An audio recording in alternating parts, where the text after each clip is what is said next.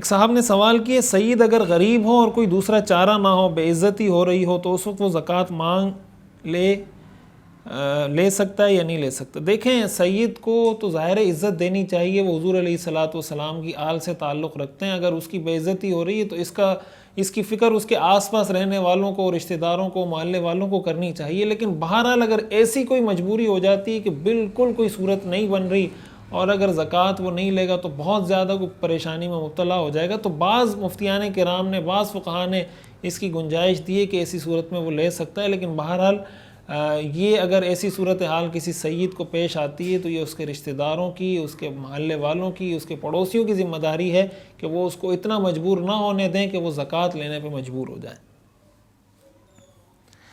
محلے کی مسجد کے لیے چندہ کرنا کیسا ہے؟ ٹھیک ہے، چندہ کرنا جائز ہے. مسجد کے چندے میں زکوٰۃ کی رقم نہیں دے سکتے، باقی نفلی صدقہ کوئی دینا چاہے تو دے سکتے ہیں.